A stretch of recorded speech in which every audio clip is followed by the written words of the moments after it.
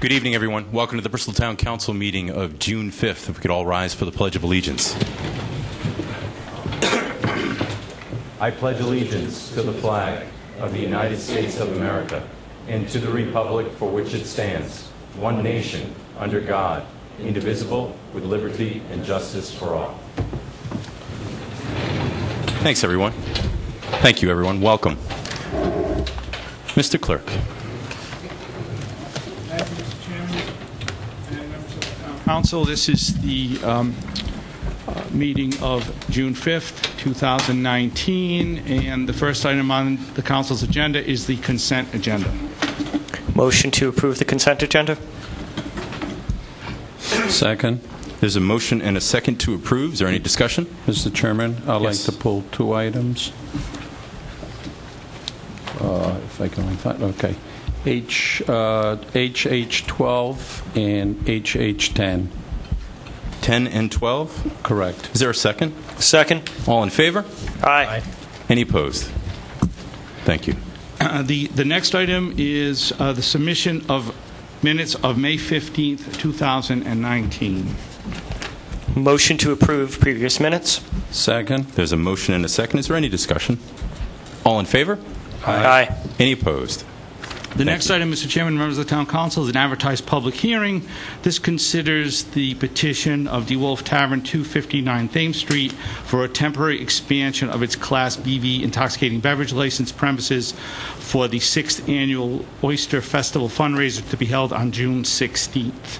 You have recommendations provided by the Town Administrator, Fire Chief, Interim Chief of Police.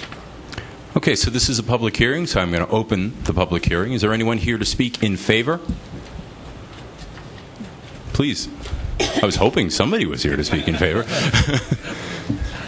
Well, you can speak after me. Okay. Welcome. My name's Gary Senuick. I help put on the Oyster Festival each year, and I'm grateful that you grant us the permit. And I'm in favor of it. This year we have a new recipient for the funds, the co-parents group here in town. And again, it's on June 16th. And Gary, tell us a bit more for 30 seconds, sir. for 30 seconds? Yes.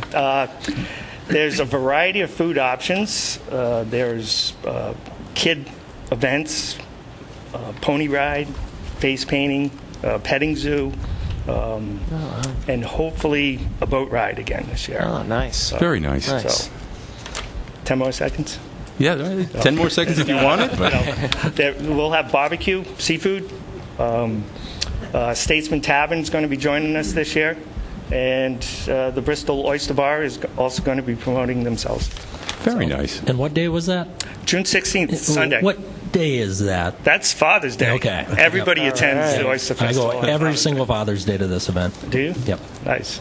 Will you be attending ours? I will definitely be All right. attending. I look Yep. forward to seeing you. Yep. Is there any questions for Gary?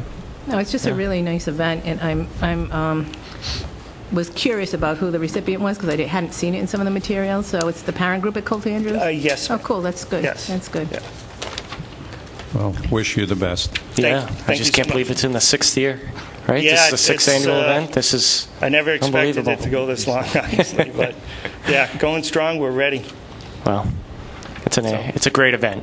Thank you very much. Thank you. Is there anyone else to speak in favor? Please. Welcome. Thank you. My name is Nathan Bergenholtz. Don't hold that against me. I like your name, to be honest with you. I'm here to speak on the charity that's the recipient to go along with the Bristol Oyster Festival. So it's the Colt Andrews Parents Group. It's important, I think, that the work that we do in the volunteer hours that we have, what we try to accomplish within the Parents Group is to create a level playing field where all children never have to go home and ask their parents for money to attend a field trip, to attend a family event, or anything else, as much as we can give back. One, to create that even playing field, and two, to support the teachers. Obviously, the budget's an issue every year within the Bristol Warren school system, and so we do a lot of charitable work around town throughout the whole year to create funds to go back to the kids and to the school. My daughter attends second grade at Colt Andrews. My son went all the way through from K to fifth grade, and I couldn't agree with you more. The parents group there does a phenomenal job. Great. They really do. We're still looking for donations. I saw what you did there. Yeah, I did. So, Get your checkbook out, right? Thank you very much. Thank you. thank you. Is there anyone else to speak in favor? Is there anyone else to speak in favor? Is there anyone else to speak in favor? Is there anyone to speak against? Is there anyone to speak against?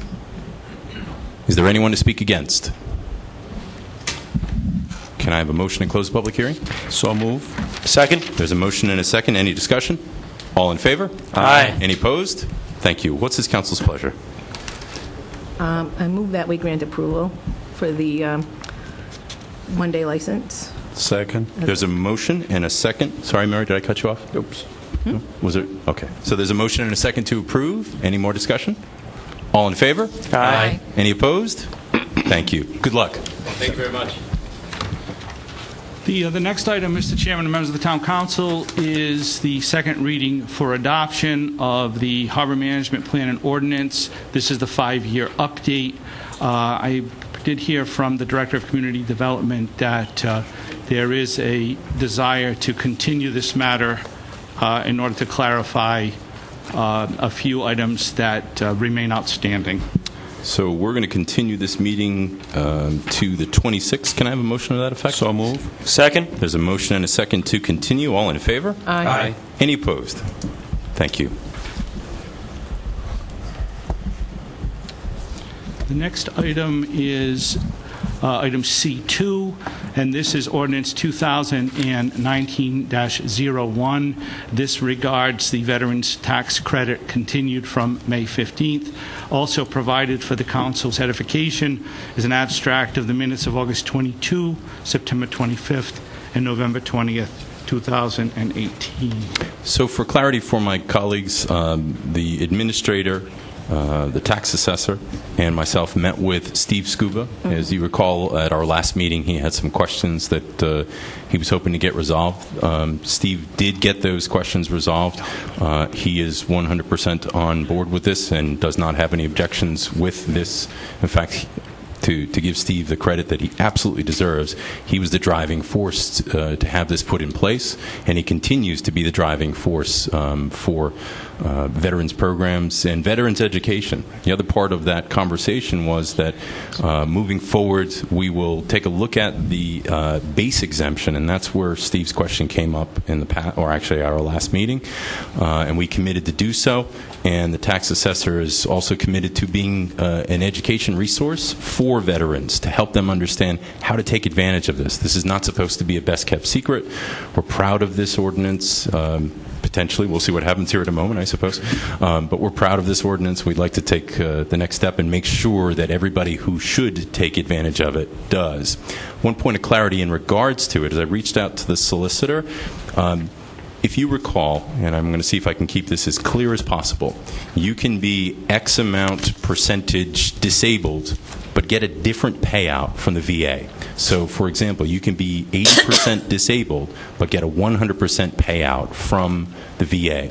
I think we all had the thought process that you should get the most that you're supposed to get, and I think we would like to, and please correct me if I'm wrong here, to mirror the maximum amount. So, for example, if you're 80% disabled and VA is paying at 100%, that this should reflect that. And I believe that this ordinance should be even clearer than it is right now. And Andy, the solicitor, actually helped me with those words. Could you help us with that? And that way, Sure. moving forward, if all of us are not here and a veteran comes up to the counter and says, do I qualify? There's no question. It's very black and white. Yes, you did ask me to look into it and provided some amended language. So I have some minor changes which I think are appropriate, even though this is a second reading. They don't change it significantly from first reading. But the suggestion would be in Section C, in particular C2. It currently reads, in addition to the $250 base tax credit, disabled veterans shall receive an additional tax credit for each 10% increase in their disability rating. And what I would suggest that you amend it, and there's actually two separate ones, but first this one, basically to say that they shall receive an additional $100 tax credit for each 10% increase in the disabled veterans' disability rating as based on the Veterans Administration percentage disability payout, as follows. So it just makes it clear. Whatever the Veterans Administration payout is, we're following that. So again, it would be, and the clerk has this, but you'd be deleting the word there and putting the disabled veterans before disability rating and adding, quote, as based on the Veterans Administration's percentage disability payout as follows. Now, while I was looking at this, I noticed that there was a little bit of an oversight. The other paragraphs all refer to surviving spouse. We have a definition of surviving spouse. We talk about the application being made by the disabled veteran or the surviving spouse, but we actually didn't have it in the language about the credit. So I would suggest the following other two things. In the same subsection C, C1 would say all disabled veterans and surviving spouses shall receive a base tax credit, etc. And in the second C2, the same thing. In addition to the $250 base tax credit, disabled veterans and surviving spouses. And in fact, that's why I changed the words later from there to the disabled veterans disability rating, because it's obviously not the spouse's disability rating. So that would both make it clear throughout that it's provided to the surviving spouse and that it's based on the Veterans Administration. Mr. Solicitor, on Section 1, Subsection 2, would it be possible to just say disabled veteran includes an individual or surviving spouse who qualifies in the definitions? Yes, you could do that. Is the end result the same? Yeah, I mean, I think it's the same. We already defined surviving spouse, and it was, as I said, it was just in the one saying where it got. I don't think I'm one of these people that thinks you shouldn't do things in the definitions. You should come out and say it. If we're going to give a tax credit to veterans and spouses, we should say it in the paragraph that says we're giving them the credit, rather than hiding it in the definitions one way or another. Okay. So, but the end result is obviously the same. So. Yeah. I just figured there'd be fewer amendments if we did it the other way, but if it's clearer to do it that way, then, yeah. I thought so, and we're doing that section anyway to add in the, as I said, to do in the Veterans Administration thing, so it would go in the same spot. And we also going to maintain or retain, I should say, this section that says if the spouse has not remarried. Am I correct on that? Right. All the other stuff stays the same. Okay. We don't change that. Anything. It's only in subsection 3. We just add, subsection C, we add and surviving spouses to the 1 and 2, and we add the Veterans Administration language at the end of 2. That's it. So do you need to have a motion? We need a motion to amend it. I would move the amendments as presented by the solicitor. Second. There's a motion and a second. Is there any discussion? All in favor? Aye. Aye. Any opposed? Thank you. Thank you, Andy.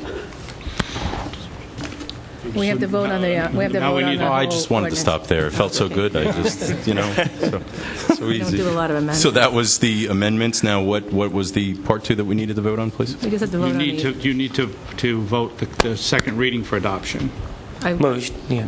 Yeah, I was just going to say, just move that we Second? accept this as the second reading and adopt this ordinance. Excellent. So we have a motion and we have a second. Second, yeah. Is there any other discussion? All in favor? Aye. Any opposed? Thank you. The next item is item C3, Mr. Chairman and members of the Town Council. This is ordinance 2015-05. This is the second reading for adoption, which considers certain amendments to the town code regarding parking in the harbor parking zone and marina parking. Motion to approve the second reading for adoption. Second. There's a motion and a second. Is there any discussion? Just briefly, I'm sure that signage will be posted. Am I correct on that?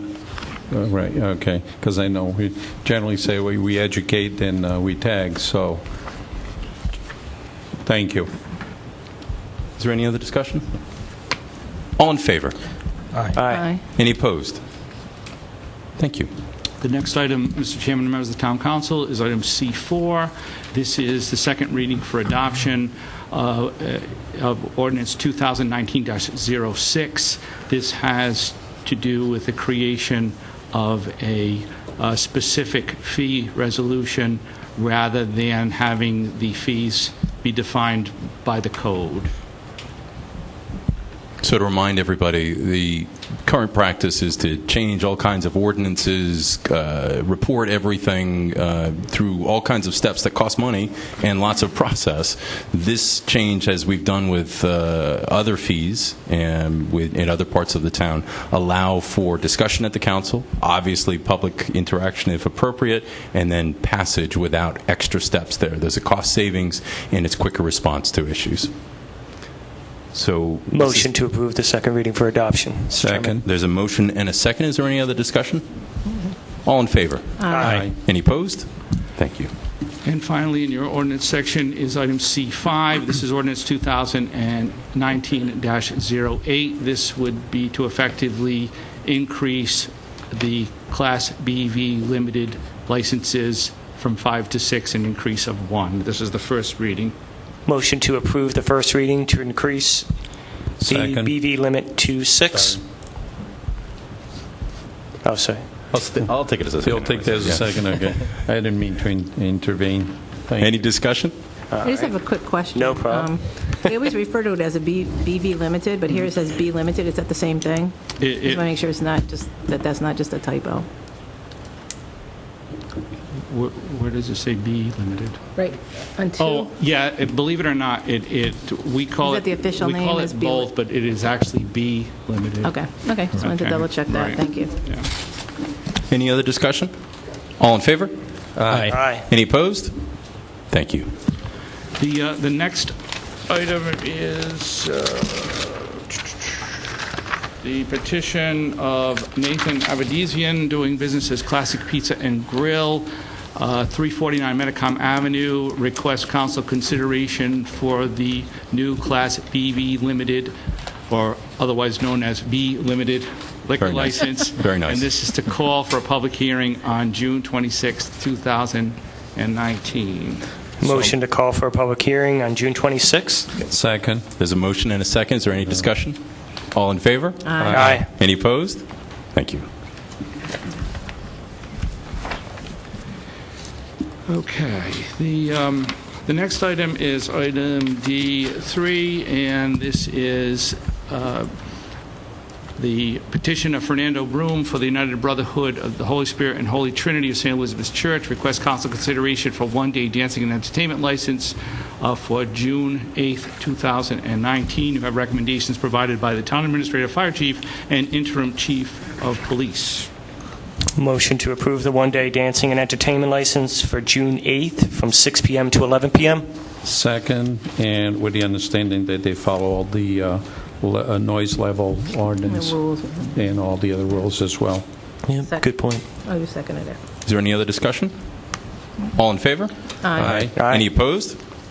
Thank you. The next item, Mr. Chairman and members of the Town Council, from the same petitioner, requests a one-day dancing and entertainment license for June 14, 15, and 16, 2019. Make a motion to approve it. Second. There's a motion and a second. Is there any discussion? All in favor? Aye. Any opposed? Thank you. The next item is item D5, and this is from John Medeiros for the Santo Cristo Committee of St. Elizabeth's Church, 577 Wood Street. Request one-day dancing and entertainment licenses for June 21, 22, and 23, 2019. You have the requisite recommendations following. Move that we approve it and make sure that they follow all the rules and regulations laid out here relating to noise and all the other issues that are standard. Second. There's a motion and a second. Is there any discussion? All in favor? Aye. Any opposed? Thank you. The next item is item D6. This is the petition of Richard Carenti, doing business as Portside Tavern, 444 Thames Street. Request council consideration to extend hours of operation for Class BV liquor license from 11 p.m. to 1 a.m. You have a recommendation of the fire chief and late item recommendation provided by the chief of police. I'd like to make a motion to approve the Class BV liquor license from 11 to 1 a.m. Second? There's a motion and a second. Is there discussion? Yes, I would ask for a 3-month review. I'll amend my motion. That's acceptable. Before, and I know we're going to have more dialogue about this, but Luke, can you remind us when the licenses renew? November, isn't it? They renew as of November 30th. Okay, all right. I was just trying to see if it Right. made sense to just do it at the renewal time. Right. It would be, well, if we look at it, where we have June, July, August. 5 months out. 5 months out. So I would rather do it sooner than later, I don't have objections. especially due to the summer months, and all the activity that'll be taking place around the area. Chief? I saw you grab the mic. So- No objection to a 3-month review, which is the concern that the business didn't open until March 15th. Great. Mr. Chairman, I don't have a problem amending my motion to include a 3-month review. 3-month review. And there's a... Maybe second? I- Yeah. You second that? No, it was already second, and I just okay. Yeah, and you added with that the, right, with discussion. Is there any other discussion? Well, my discussion is just that, I think Mr. Crunty's done a great job. The place is beautiful. But I have a real problem with that 1 o'clock time, especially at that end. I know when you first came for the license, we discussed that. Because to me it seems a little more residential than the other end of Thames Street. I know that you can make a case either way probably, but I'm a little concerned about the 1 o'clock time. So I don't support it at this point in time, but and that's just my point of view at this point. Is there any other discussion? All in favor? Aye. All opposed? I'm opposed. Okay. They just say So we have 4 in favor, 1 opposed. The next item from the same petitioner requests council consideration for a temporary expansion of the Class BV liquor license from a period of time from June 20th to July 4th, 2019. You have recommendations provided by the fire chief, the town administrator, director of public works, and the late item recommendation provided by the interim chief of police. I'll make a motion to approve the temporary expansion of the Class BV liquor license from June 20th to July 4th of 2019. Second? There's a motion and a second. Discussion? Well, once again, I'm going to be a bad guy, but I'm really worried about this. I mean, I understand some of the stuff that when I read through it, I say food and alcohol, and other times it talks about the bar being on the side of the building. I know that there's not a lot of room, a lot of places to grab something to eat down there. There's like whatever is at the concerts, and then if you can get into any of the restaurants nearby. So I can kind of see that part of it, like to grab something quick, but I am concerned about having, and I think if I remember, just want to pull out the police chief's recommendation. I mean, my concern is having all those people, and I believe you said that there could be between 150 and 180 people if standing. And I think that is just a lot of people to be in a tent area drinking and to be able to monitor them with the alcohol and whether they come out of that area, given all the other security concerns down there at that point in time. I mean, we all know that it is a very crowded, very busy area, and we have all kinds of dogs and security issues in terms of making sure that nothing happens and people remain safe. And I really think that this is just asking for trouble, with all due respect. So I do not support it. Richard, could you share some clarity here? And also, yes, please. And Chief, I know we got this recommendation. We just got the recommendation. I'd like to hear your input on this also, please. Absolutely. Richard, welcome. Thank you. Thank you. I understand you're open to 1 a.m. now. I wasn't 100% sure if that's what that meant, but awesome. I actually thought you meant I had to come back in 3 months. So I was like, but yeah, they explained to me, thank you very much, I appreciate it. I won't let you guys down, I promise. So we're past that, we're on to the tent, right? Yes, we are. First, I was very surprised to hear 150 people under there. That was more than I would have guessed. What are you proposing? As many as I'm going to be allowed to. That just was more than I was expecting. I don't know where that number came from. It's the recommendation, which obviously the chief can speak on, says the 30 by 30 tent could hold approximately 150 to 100 people, 180 people if standing. So that isn't necessarily saying that's how many is going to be there. Yeah, no, okay. But I think it's worst case scenario is what's being painted, which is an appropriate thing for us to look at. Okay. So Good. Oh, no, I understand. I just Cool. All right. So on the tent.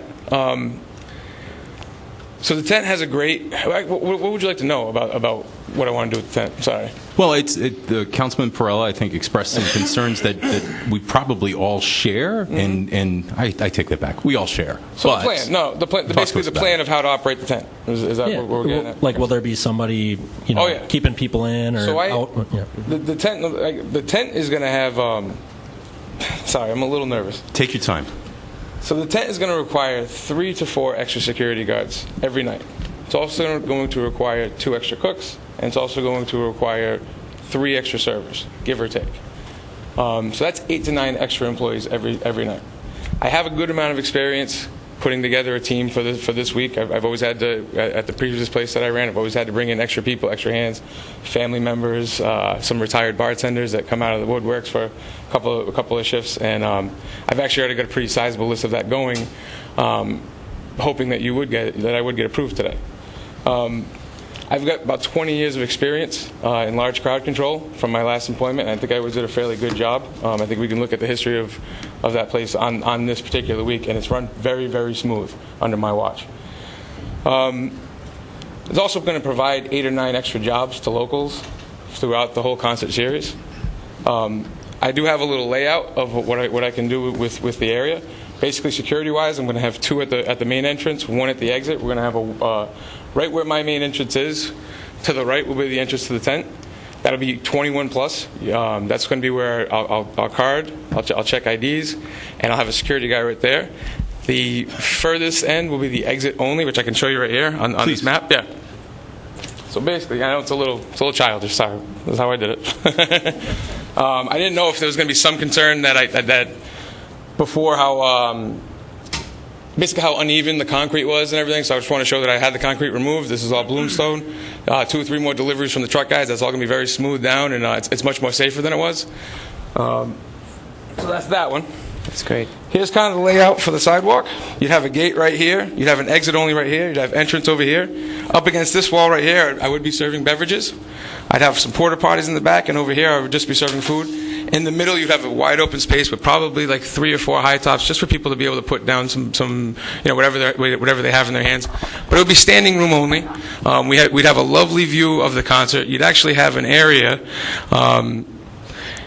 where you can view the concerts and be in a restaurant, basically. Only you're in an outdoor patio of a restaurant. It's an extended version of an outdoor patio of a restaurant. You don't really have that anywhere right now.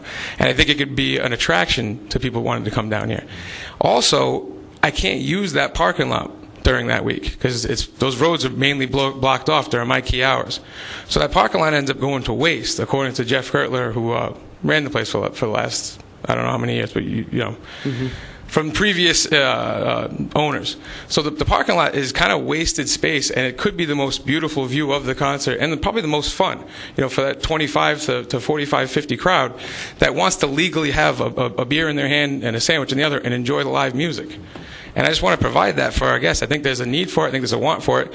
I think we've all noticed the amount of solo cups that we see at the concert. So people are doing it anyways. I just want to let them do it legally under my watch and my guidance.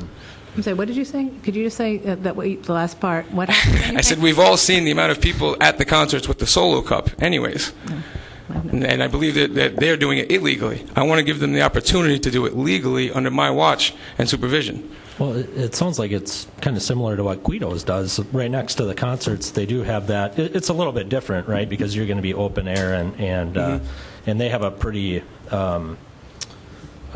it's a tent that covers everything kind of a lot better, I think, over at Guido's. But it sounds to me like even your security is above and beyond what even they're doing. Again, I don't want to compare anything because I don't know exactly. I've always had to work during that week, so I've never been to Guido's during the concerts. I've only seen a couple minutes of the concerts over my lifetime, but that sounds accurate. So, Chief, could you? I'd like the Chief to, if you could, please. Sure. So the concern of the police department is that it is based on standing room only, based on the standard of. A standard for tents that they use is 6 square feet per person under a tent for standing room only. So about a 30 by 30 tent would be 900 square feet. That would equate to 150 people who could be in a tent for standing room only, conservatively. Obviously, the fire marshal could determine less or could determine more based on the location. But that would be a concern for the police department to have 150 people where there's no table service. It's just for the predominantly to consume alcohol, and the concern would be spilling over into the park or into the streets afterwards or after consuming alcohol. And at that time, the 3rd and 4th of July and during the concert series, the police department has an extraordinary drain and strain on its resources. So that would be the concern of having the additional, perhaps up to 150 people consuming alcohol, and that's a concern of our department having to handle that situation. Chief, I hear your valid concern. Mr. Conte, I'm excited for it, but can speak to the Chief's concern. Is it as you enter, are you going to be counting? Is there a clicker? Absolutely. How you enter in and you're tracking people in and out? I honestly, and I don't want to shoot myself in the foot here, I honestly don't believe once I have everything in place that I'm going to get 150-person capacity out there. I think it'll be closer to about 100. I think that'd be fairly easy to manage. If I do get 150 people out there, I believe my estimate of 3 or 4 security guys probably has to go up to 4 or 5. I was doing that 3 or 4 based on about 100 because that's what I had in my head. So I'll tell you what, Richard. It sounds to me that your expectation is much more reasonable than what's being expressed on this. It sounds like you were hoping for that to begin with. I'm on board with the Chief's concerns, but I got to tell you, I think that there's an opportunity here for you to prove that. And point of clarity here: this is not till 1 a.m. This is being requested till 10 p.m., which is in essence the close of the concerts.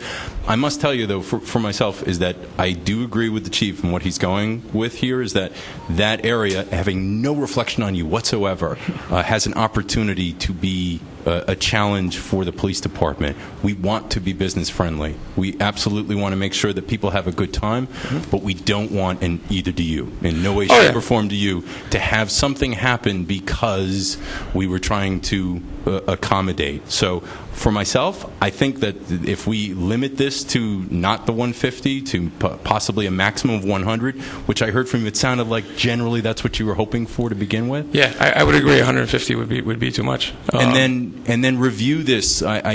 Chief, I'm sorry, I don't know what it's called. Is it an after-action report? Is that what, or something like that you review afterwards and say how did it go? Correct. We would do an after-action report based on the circumstances of the events of the concert, as well as the 3rd and the 4th of July. So I would say limit the number, but it sounds like it's achieving the number that you wanted to in the first place. Yeah, I very much like when we first opened up, we tried not to bite off more than we can chew. We limited the menu. We didn't put every table out. This would be our first time doing it, and even if technically I could fit 150, I'd much rather start with a number with about 100 and see how this year goes and make sure we do a good job of that and then review it next year. We totally plan on keeping head counts and first in, first out. I understand how clickers work from my experience at my last place, and we plan on being on top of that. I also between me and Paul Palumbo, who's my other manager that's going to be there around the clock with me, we have about 60 years of experience of monitoring people and knowing the signs to look for when, listen, this person shouldn't be allowed in here, or maybe this person has had one too many. And I think, that's just part of the job, no matter what, whether it's 4th of July or, 4th of September. You know what I mean? Like that is part of running that type of place, whether we're open, during the day, at night, that's just part of it. I would say that personally, again, my concern is not how you're going to run it. It's if you have 10 officers and 3 need to go for no fault of yours, but people get a little bit more, and we've taken people away from eyes on that crowd. That's where the concern comes in. So it's not it's certainly not a reflection on the quality that you've done in the past. It's just the reality of we only have X amount of officers. I don't even know how many it is. I understand. You would know better than I would. So, but I would say that that's where my concern is. But for myself, I'd like to see if this could work. And if there is a concern, I certainly wouldn't vote for it in the future, but I wouldn't vote for it to begin with if I thought that you were going to do anything but a good job. But I hope that we never have an issue here. So Yeah. Thank you. I just want to comment a little bit further, and you may never let me in your restaurant again. But No, I'm hoping to see you this one. I'm hoping to see you this one. I can't vote for this. I mean, I have a real serious concern about it, and it's nothing to do with you. As you just pointed out, you've been at another restaurant on Thames Street for many years, and it is very, very busy. Except when you go down there, some of those concert nights, particularly closer to the 4th of July, that 3rd of July, it's scary. I mean, I cannot believe how many people are down there. And there's so many, when I say security concerns, I'm not talking about security concerns about, whether somebody's going to have one drink too many that you're not going to be able to monitor them. I'm talking about the big security concerns of, keeping everybody safe in this climate that we live in today. And all of the dogs, all of the everything else that we have down there, all the security that we bring in from other places. I mean, I never thought that I would see the day in Bristol. I grew up in this town. I grew up right in downtown here. I never thought I'd see the day as to after 9/11, after Boston Marathon bombing, that I would see people with not only undercover officers down there, but with machine gun or whatever you want to call them, type weapons, ATF, FBI, everybody else. Those people are always down there. It is a very big celebration that we have. Some might argue that it's gotten too big. There's a lot of security concerns for the police and to the first responders. And I think that your location, I think everybody wants a spot on your deck, on your front porch there, and you have to make those reservations long in advance. But to add this other component, I think is really just asking for trouble down the road. And then the other aspect I want to say is, everything we do is precedent setting. And sometimes I think we forget that. So, once upon a time it sounded like a great idea to give, and I'm not complaining about any of these restaurants, but, give a pizza establishment wine and beer. Well, once you do it to one, everybody's going to want it. And I understand that, so it's like that's a whole issue with the 1 o'clock time frames, and it's the differentiation between a restaurant and some of the other type of places. And I'm trying to think just in my head quickly, because this is your property. It's not, you're not asking for town property. But are we opening the door to something else that's just going to expand what goes on down there during this couple of weeks, during the 4th of July, that it's just going to get out of control a little bit? I'm very, very concerned about it, and, I just cannot support this. So I'm sorry, but I just can't support it. And I think we have to be, the security issues as far as keeping the public safe. Like I said, there's nothing to do with your restaurant and your establishment. That is going to be paramount on everything that we do. And I think Bristol has really done an outstanding job over the years, whether it's putting in the blockades, so in our big vehicles from DPW, so that people can't run all the way down a street and run into the crowd. I mean, we've got all kinds of security issues, lots of stuff that I would imagine that our police department, I know our former chief, I know our administrator, I mean, they're not even going to tell us all of the stuff that they do because they don't want us to all know. I mean, we want to make sure that everybody is safe. And to add this another sort of, I don't want to, liquor establishment or beer garden or whatever it might be, kind of environment right there, I just don't think it's appropriate, so. I understand. I will tell you, we're going to be done at 10 o'clock out there every night, and what I feel like you're describing is more like that after 10, 11, 12-ish times when we get closer to the concert, 2nd of July, 3rd of July. Again, I haven't seen that area during that time of year, but I have talked to the people that work there, and from what I've been told is after 10 o'clock it's done. Like it's once the concert's over, it's over down there. It's not a lingering thing like 2 blocks up from there. Well, it was a different kind of establishment there, so none of us really know what that would be like. And again, Lederhosen and 4th of July just didn't kind of have that, no. Yeah. And I do appreciate the opportunity, and I hope I know I will not let you guys down. And I don't take it personal. I understand that's your job to be honest with, and that's what the people who voted for you for. So please, feel free coming in, and we're still friends. No, I know. And you've done a beautiful job at the place. You Thank really you. have. Thank you very much. I was so, enamored that you had Gresh down there one night. I had to stop in and see him. Good. And I don't even know sports. I just listened to him. No, he was great. He was awesome. Yeah. We had DiBiase was there the other day, too. Richard, I do have some concerns as well, okay? I mean, obviously, we already granted you until 1, but and obviously here you're closing 5 to 10, no later than 10. But I do have a concern with numbers. As the chief pointed out, if you can fit 150 in there, you're going to try to squeeze them in. I will not vote. 1 minute, please, okay? I will vote for this only if I can have some guarantee that you will not go beyond 100 under that tent. Okay. And let me tell you, I visit that place quite often down there. You have my word. He's got his eyes on you. Chief, just had a quick question in regards to the risk factor. If we move forward with the 100, but just 100 limit, are you feeling more comfortable? So that would be a... Obviously, it's still a concern. I mean, whatever the council decides, we will make it work. But it is still a concern. I wasn't here in years past, but one of the concerns of the command staff was a prior restaurant that was at that location. They actually had incidents during the concerts where individuals were handing alcohol outside the perimeters of the place, and it became a serious issue. So that's obviously a concern that still resonates in the police department, but whatever the council decides, we will make it work. Okay, great. Well, Mr. Chairman, I would be amenable to the 100-person maximum. Could I just confirm it will be 10 o'clock also on July 3rd? With a closing time of 10 p.m.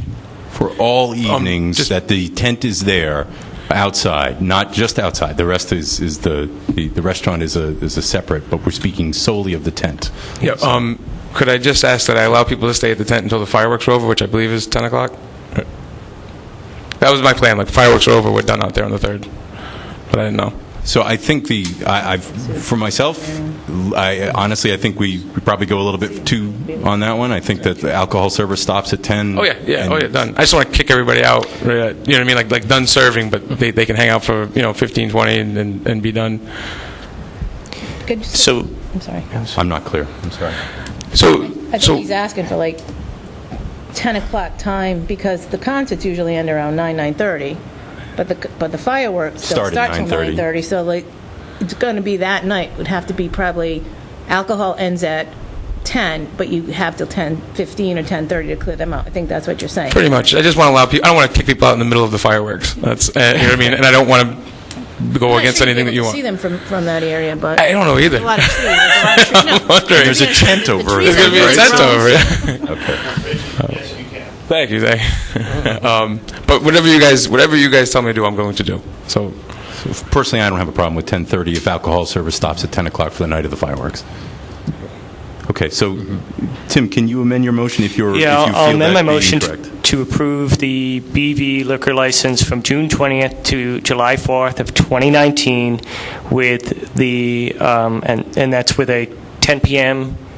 10:30 close, correct? And you're going to stop serving alcohol at 10 p.m. And we're going to have a 100-person maximum on that. That's my motion. Second. There's a second. Is there more discussion? I just want to make one quick point, and if I remember correctly, because I know I drive by there, the road is only closed, I believe, on the 3rd. The other nights, you could cars can go through. There isn't anything on the 4th, is there? There isn't a concert on the 4th. No, not on the 4th. I'm talking about, like, the road is being closed as most, many of the nights, you can travel along Thames Street.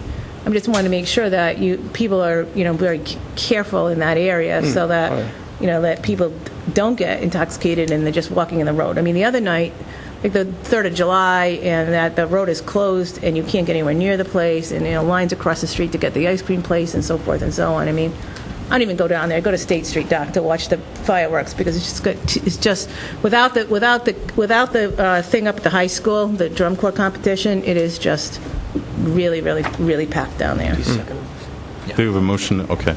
Is there any other discussion? All in favor? Aye. All opposed? I'm opposed. So we have 4 in favor, 1 opposed. You have a lot of responsibility on your shoulders. I believe that it'll be well handled, and I hope that a year from now we can look back at this and say this is a nice addition to the celebration. So, Thank you very much. I won't let you down. I don't know think you you won't. will. Thank you. Good luck, Richard. Good luck. Mr. Cook. Yes, Mr. Chairman, members of the Town Council, the next item is item D8. This is the petition of Justin Marks, doing business as Wink at 17 State Street. Request council consideration for holiday sales license. You have recommendations provided by the Town Administrator, Fire Chief, and Interim Chief of Police. Based on the positive recommendations, I make a motion to approve the holiday sales license for Wink. Second. There's a motion and a second. Is there any discussion? All in favor? Aye. Any opposed? Thank you. The next item is the petition of Fabio Lopes, doing business as Bristol Sunset Cafe. Request council consideration for a sidewalk use license. You have recommendations provided by the Town Administrator, Code Compliance Coordinator, Director of Public Works, and late item recommendation provided by the Interim Police Chief. Based on all the recommendations, I move that we approve it.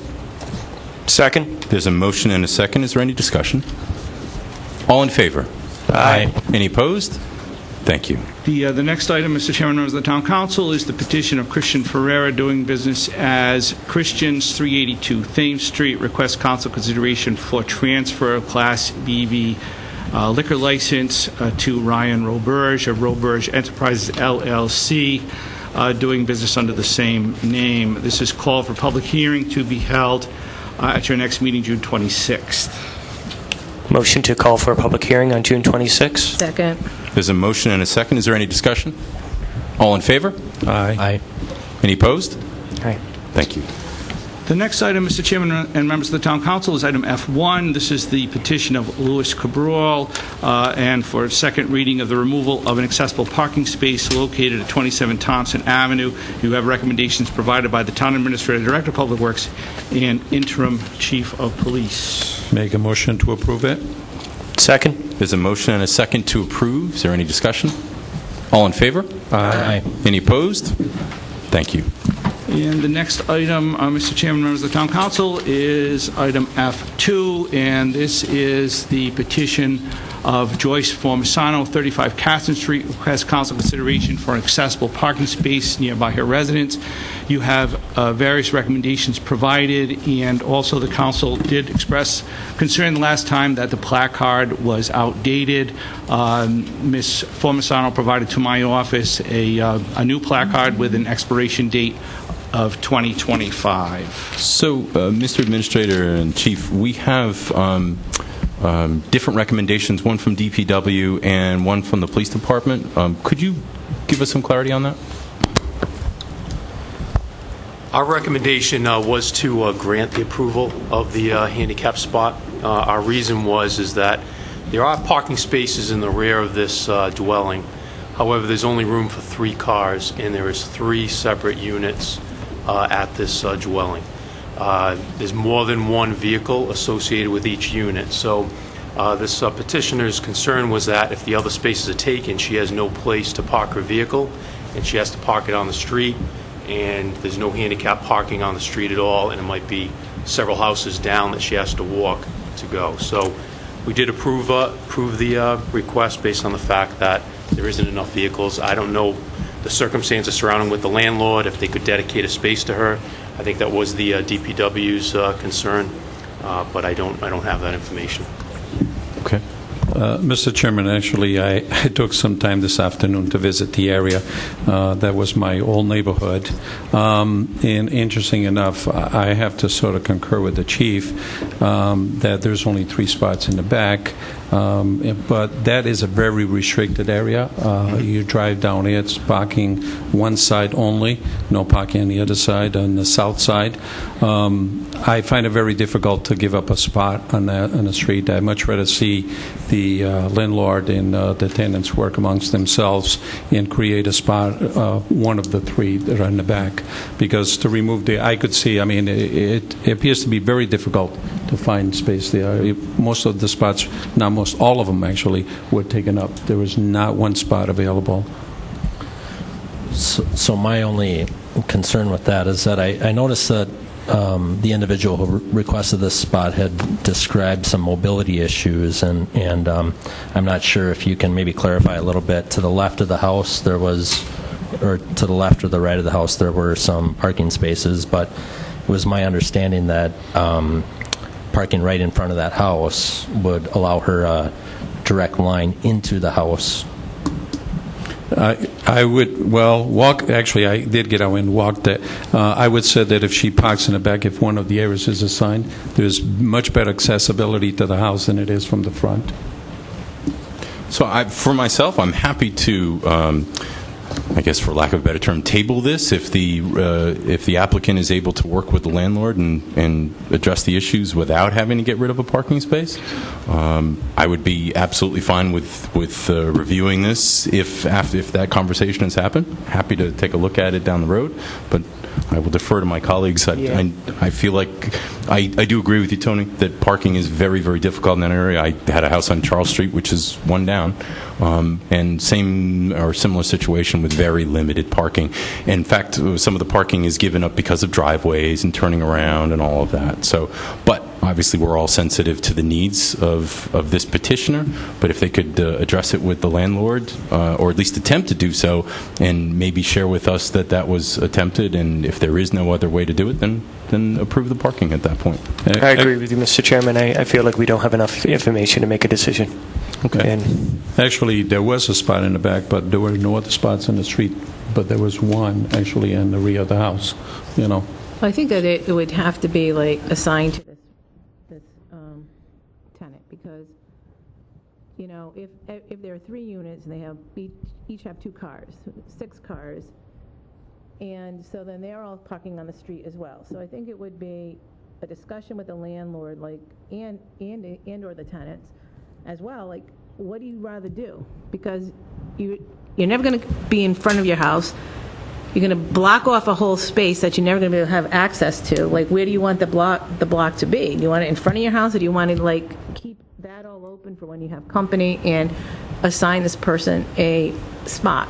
But I can say, just from even on not as narrow an area, but just in downtown here, as things go on, you can't park anywhere near your house. So it's very, very difficult for people who have mobility issues. So I don't think that we should put this off for more than the next meeting, number one. And number two, this is sort of a landlord-tenant issue. I don't know if, because it's come to the town, if there's some way that the town could help facilitate that discussion. I don't even know if that's appropriate, but I would just throw that out there. How about if we could ask the clerk to just reach out and not facilitate it, but express what has been talked about this evening, and ask if there's an opportunity to address it with the owner, the landlord.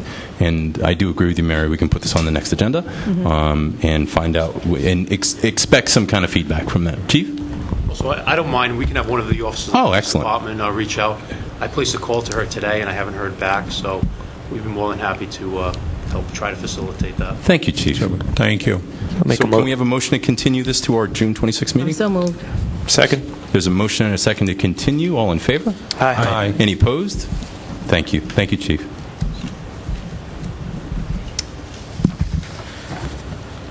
The next item, Mr. Chairman and members of the Town Council, is Item F3, and this is the petition of Joseph Soares of 116 Mount Hope Avenue, who asks council consideration for a no parking area on the west side of Wood Street south of the Church Street intersection. You have recommendations provided by the Town Administrator, Director of Public Works, and Interim Chief of Police. So after looking at this, I know we have a couple of recommendations. After looking at this, I think it would be appropriate, in my opinion, to have no parking in that area. Chief, I know I talked to you earlier about this. You quoted some, tell me what you quoted, in 15 feet from the curb, please. Correct. So, We're not 15 feet from the curb is pretty much the standard for parking. We originally looked at for the accidents, but we have no objection to, for a safety standard, to have no parking in that area. excellent. Mr. Chairman, I'm also in support of your decision. I was talking to Councilman Texera, and he had some valid concerns in regards to the businesses because they're going to lose parking spaces. So I would like to see what my colleagues feel on that, because we're going to possibly lose one or two. Would you say 1 or 2 spaces? I don't think it should be more than one. I mean, this is another area. You talk about being business-friendly. I mean, there are a lot of tenement, a lot of houses with multiple units in there, and you've got a restaurant that's very popular, especially in summer. So, I mean, I think that, like whatever the 15 feet is or whatever, that is standard. And no more. And no more. Right. I mean, we've had this issue about more. I mean, we've had it right here at the top of Court Street. If that's the law for 15 feet, we shouldn't go further than that. I concur, because, I mean, that's one of the locations that I walk 5 days a week by there, and I've seen, close calls, and sometimes, especially if people are traveling south going north on Wood Street, it's a bit difficult pinning what vehicles are parked in those 2 spots right in the corner there. If it's a van, something taller, it's much more difficult to see a lower vehicle approaching the intersection and trying to make a turn, or just simply go across towards Mount Hope Avenue. So if we were to approve this, Mr. Clerk, our next step would be an ordinance change, is that correct? I think 15 feet doesn't require an ordinance. It would just require that a box be painted. Thank you. Okay. What's this council's pleasure? Make a motion to approve the no parking west side of Wood, south of Church Street intersection, with a 15-foot parking,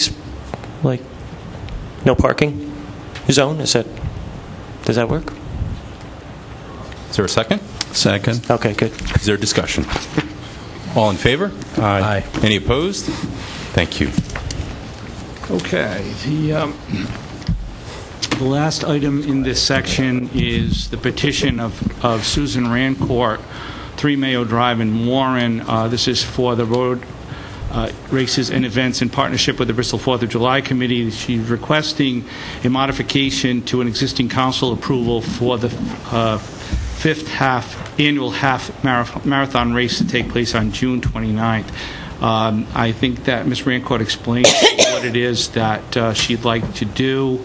And I know that she did specifically meet with the police and that resulted in her coming here because they did intend to have some noisy things going on.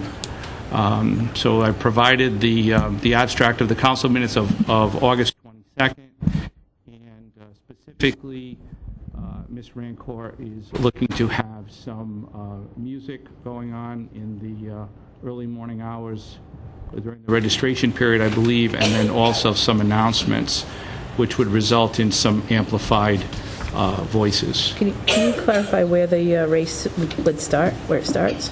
Oh, Independence. No. Where does it start? I believe it's Independence Park.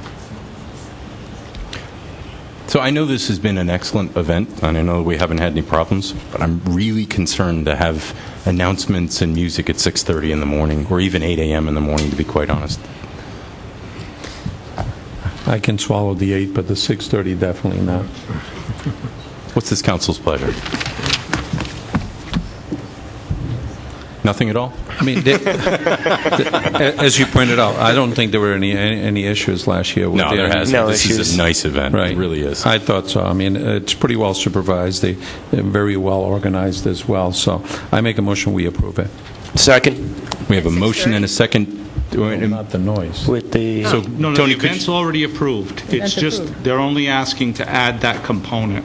Right. So specifically, so for everyone's clarification, the race announcer, it's being proposed or being requested that there be a race announcer to announce the start of the race at 6:30 a.m., provide quiet music until 8 a.m. After 8 a.m., music will be played as runners finish the half marathon.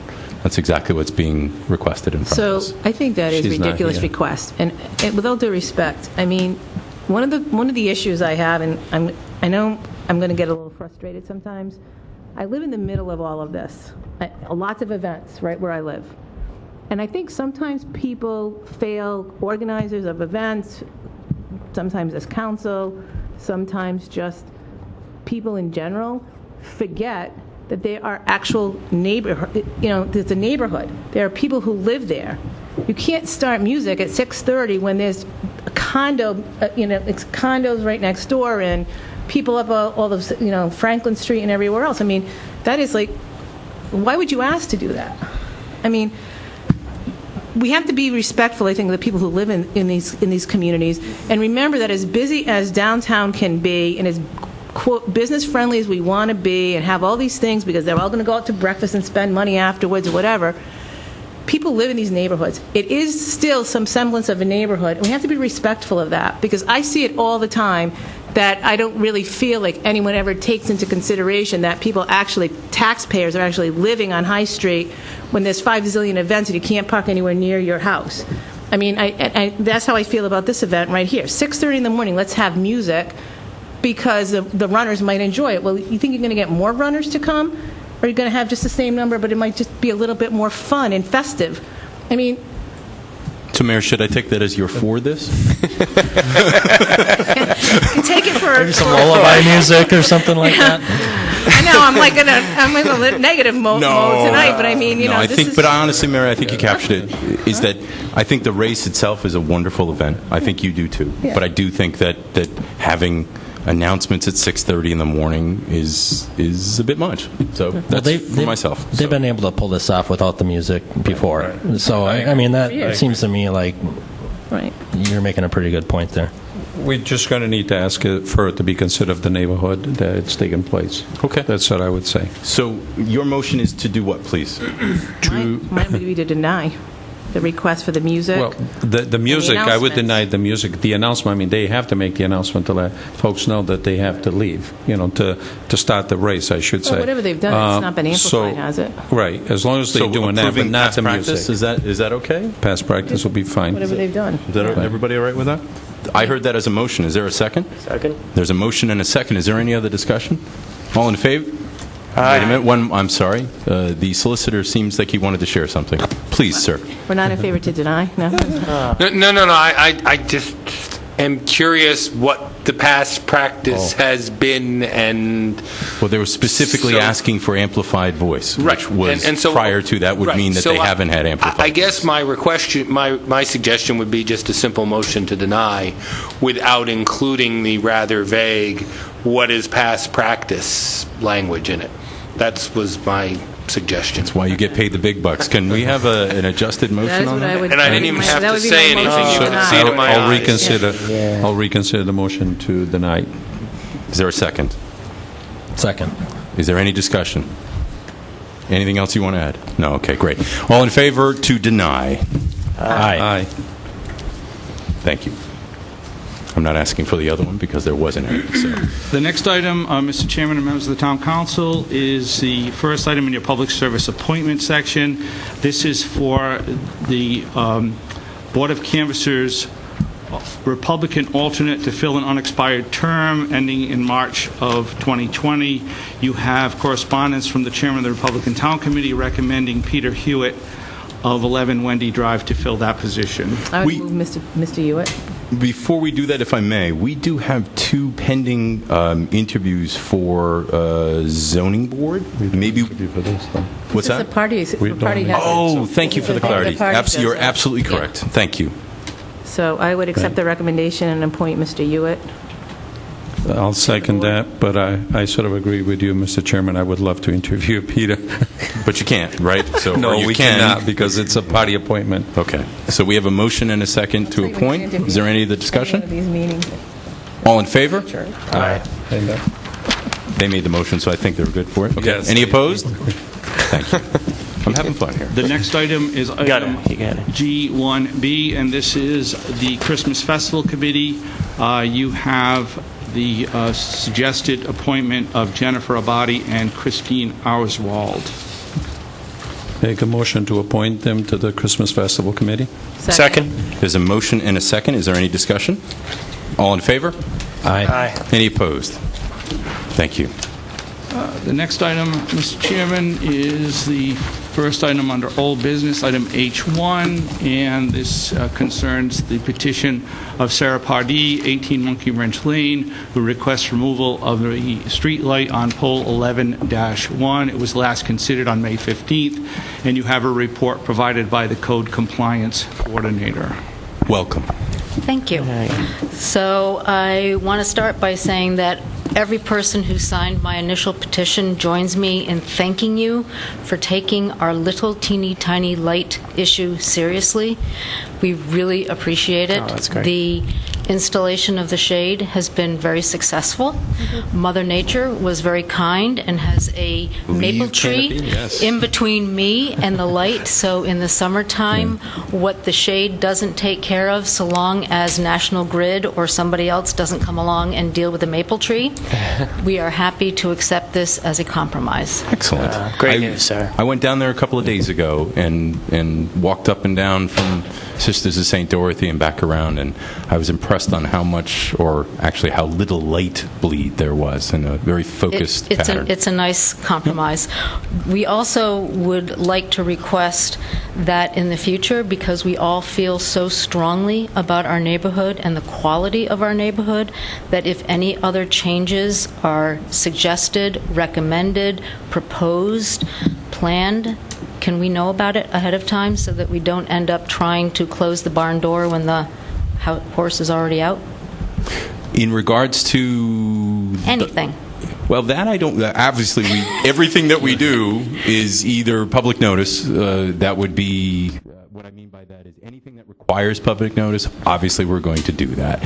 Anything that doesn't require public notice doesn't mean we can't have dialogue about it. We're certainly open to that.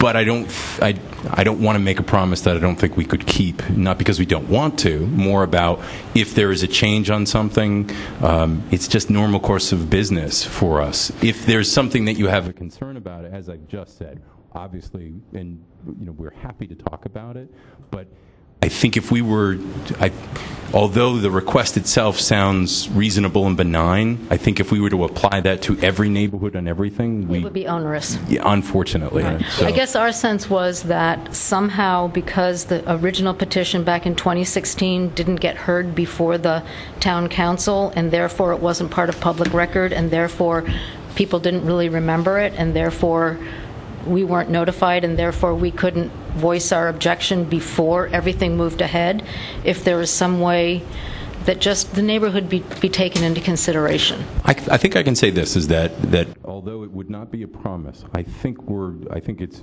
fair to say that have a heightened sense of awareness for lighting around the area, and I think we can take all steps maybe appropriate and a couple of just kindness to say, here's what's going on. Thank you very much. And I guess everybody now knows where I live, and I'm happy to be the person to receive any kind of notifications, and I'll spread the word. Okay. Sometimes we don't know, like when you mentioned National Grid, they just show up in front of, I and cut do the know trees that, down, and I'll keep an eye out for them. Yeah.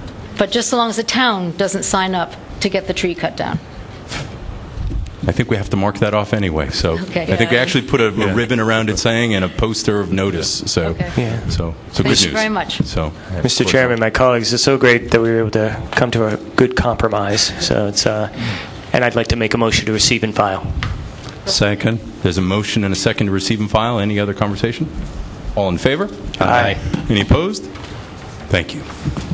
The next item, Mr. Chairman and members of the Town Council, is item I-1, and this is from the Administrator regarding the Rhode Island Resource Recovery Corporation Solid Waste and Recycling Services Agreement.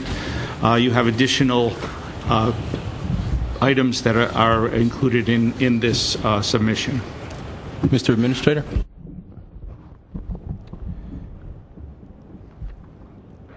No changes from the current rate, $47 per ton, and it'll be the same for the next 2 years. Can you remind us, if you recall, I know it was being proposed a significant change from what it was. Do you recall what that change was? The change was going. Was it like 67 or 68 per ton? Somewhere in that ballpark, yes. Which is a massive difference in what it costs. What we're talking about is the tonnage that costs to throw away trash at the Johnston landfill.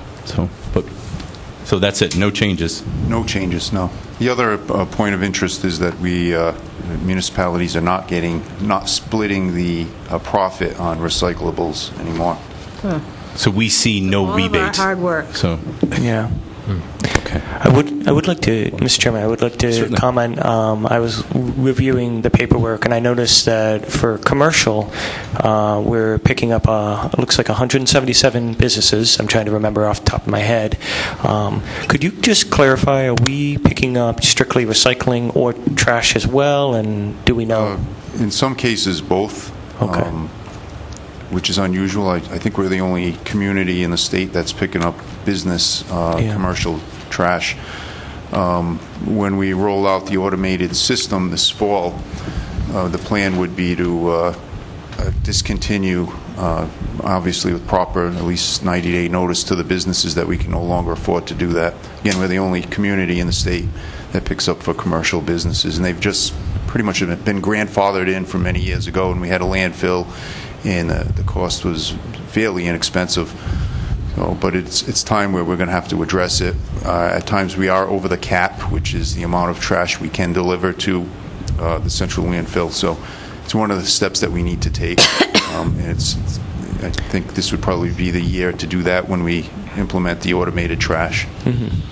And also, I think it also trash puts and recycling. And would you say it puts all the businesses on the same playing field, because some do not? They have their own commercial pickup. Most do. And Right. in other ways, we are subsidizing in a way. Right. It's Some trash pickup, so it's not apples to apples really. So this it's kind of is a essentially fairness as well. Right. That's Yeah. correct. Yeah. Okay. But what I Thank you. would be concerned, I mean, not for today's discussion, but not necessarily, but there are some businesses that I see has one little bag of trash out there.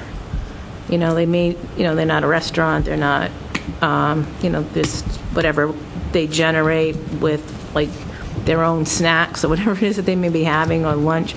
I mean, they're not going to be able to afford to have a dumpster unless there's space, then all the businesses go in together. I mean, have you thought about how you're going to handle that? I'm sure we'll have discussion down the road, but... Yeah, a commercial business doesn't need a dumpster. If you look weekdays downtown, you'll see commercial packers on a route. So you can just have one of your own trash cans, and a packer will come by, privately run packer, and you'll have an agreement with them. And from what I understand, the prices aren't that unreasonable. But if it's... Okay. Well, I'm definitely in support of the phase out. I think it's the right way. It's a proper way to use tax dollars. Also puts all businesses on the same playing field, and I just think it's the right thing to do. I know. So, thank you. So we need a motion to approve this new agreement. So move. Second. There's a motion and a second. Is there any other discussion? All in favor? Aye. Any opposed? Thank you. The next item, Mr. Chairman, is item I2, and this is from the Director of Community Development regarding the draft ordinance for food truck, and it is suggested that the council have a joint workshop with the planning board regarding same. So the call is to have discussion at a workshop and a date to be determined. Is that? Yes. So moved.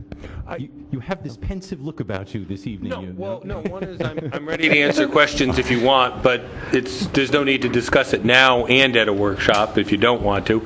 And I know we're approaching the fourth season. It might be useful to try to have the workshop though before the fourth, because the state law was set to go into effect July 1. The Department of Business Regulation issued regulations which sort of carried over and grandfathered everything existing till the end of the year.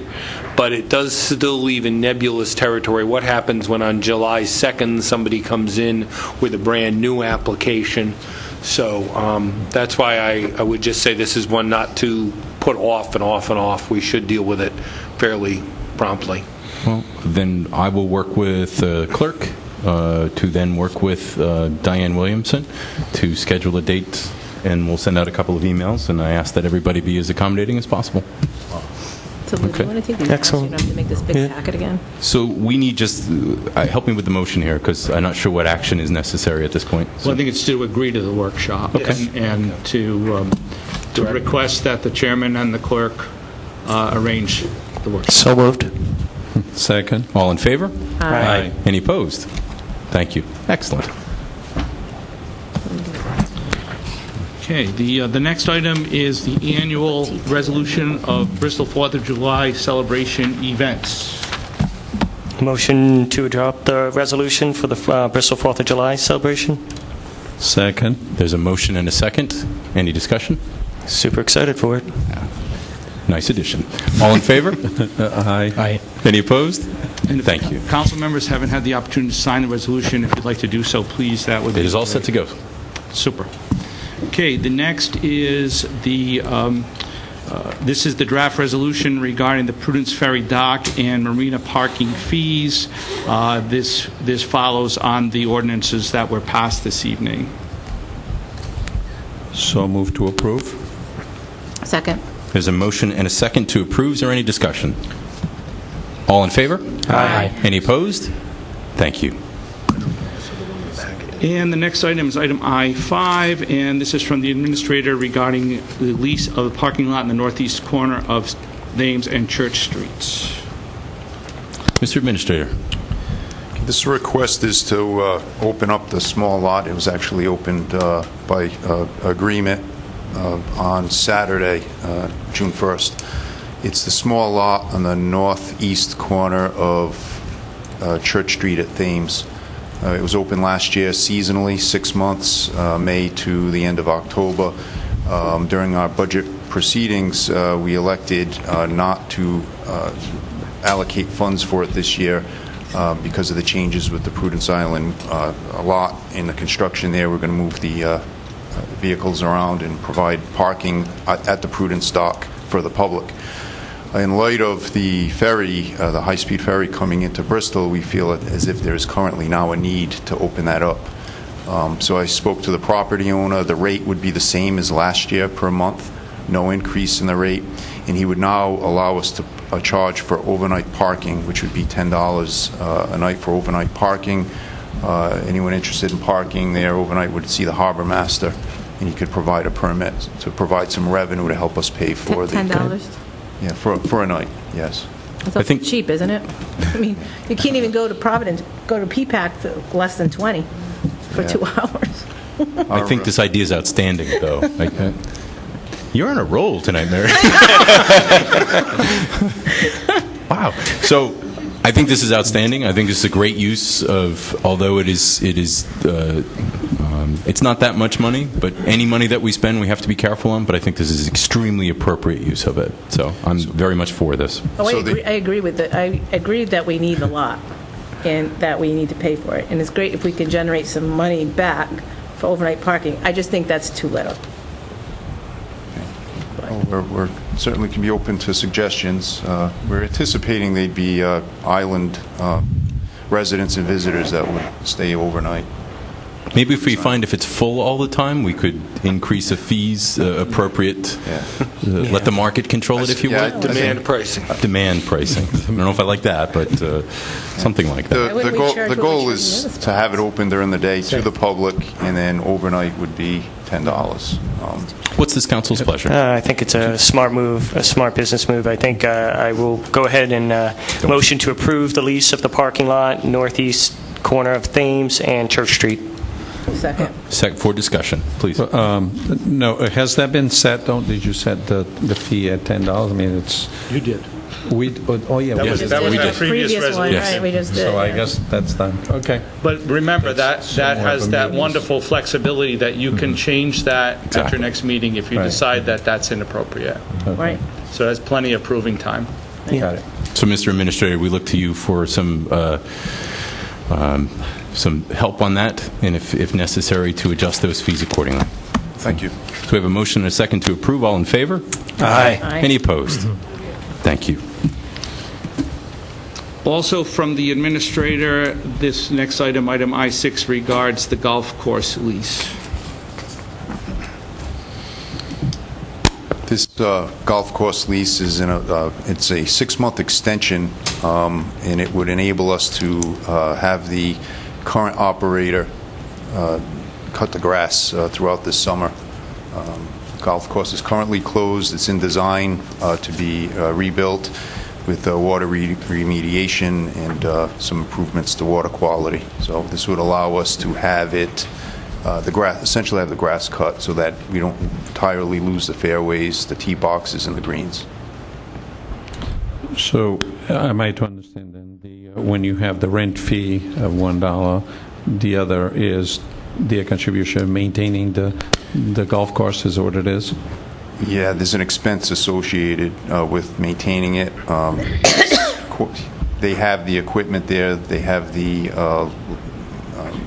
resources with water, electricity if needed, to maintain the greens. So, yeah, it's up to $14,000 that the town could spend this year to have the... Again, with the goal The to minimum control what is there, so we can take advantage of the grant that we were able to get, correct? Right, there was a $325,000 grant. That's Drew Aries' grant, right? Which is to improve the area. So, okay. Well, I think it's good. You don't want to have to start all over again with all the greens and everything else. I mean, it sounds like a good trade-off. I agree. What's this council's pleasure? I move we I think we did sign the... make the motion. Do we have to Oh, we had a sign- motion and a second. I take that back. So we have a motion and a second to approve. Is there any other discussion? All in favor? Aye. Any opposed? Thank you. Thank you.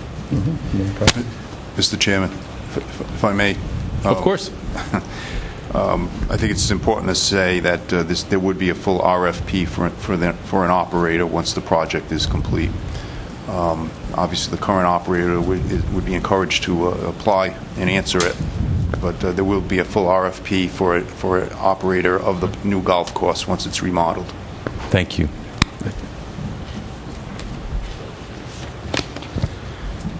The next item is item I7, and put on the council agenda at the request of Councilman Sweeney. It regards backyard composting. Well, I know we're all looking for cost savings, and we know that the tipping fees, we just talked about them, are $47 a ton. And the best way to save tax dollars is to remove a lot of organic waste from our trash and get that out of the waste stream to lighten the amount of tonnage that we have. So the conservation group, first of all, Mr. Chairman, and my colleagues are a fabulous group to work with. I'd like for you guys to stand up.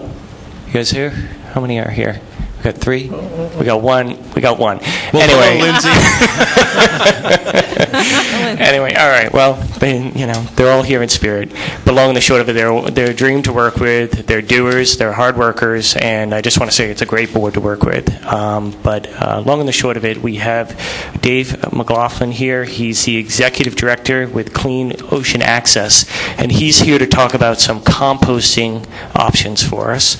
And Dave, I'd love to have you come up here to moderate and answer some of my colleagues' questions and go through your presentation. Great. But in short, he's going to talk about ways that we can compost and save tax dollars and be green at the same time. So Great. green all around, right? Thank you. You're welcome. Welcome. Thank you. Thanks for your time tonight. I provided a document. I just want to make sure that you got a copy of it. Okay, fantastic. So, as Councilor Sweeney mentioned, we're an environmental group based in Middletown, Rhode Island. One of the things that we've worked on for many years is a marine debris issue, litter. And what we've come to realize is, and it wasn't really earth-shattering, is a lot of this comes from land. And it's human behavior that's causing this. So it's either unintentional or it's irresponsible action. And we thought, what could we do to really inspire behavior change on land to address the litter and marine debris issue that's impacting ocean health. And we realized, composting. Composting is a simple behavior that everyone should be doing. People used to do it all the time. And when you think about the dire situation we're in with the waste situation in the state, landfills filling up in 15 years, there's some pretty startling facts. 33% of residential waste is actually compostable, and 10% of the total amount of material that goes to the landfill each year is compostable. So just numbers-wise, 1 million tons of debris go to the landfill each year, and 100,000 tons of that could be diverted from the landfill. So that would help us on tipping fees. It would extend the life of the landfill. Absolutely. So we got a grant from 11th Hour Racing, which is an organization that works on advancing sustainability in racing in the sailing world to protect and improve ocean health. And what we did was we split the funds up to advance residential and restaurant composting. And again, the idea is we want to create nutritious soils, nutritious foods, but the idea, the lens is really a litter and marine debris issue. So a little bit abstract, but that's the connection. So we've had the pleasure to meet with some of the committee members that Councilor Sweeney mentioned, and the interest of Bristol to advance composting is definitely here and now.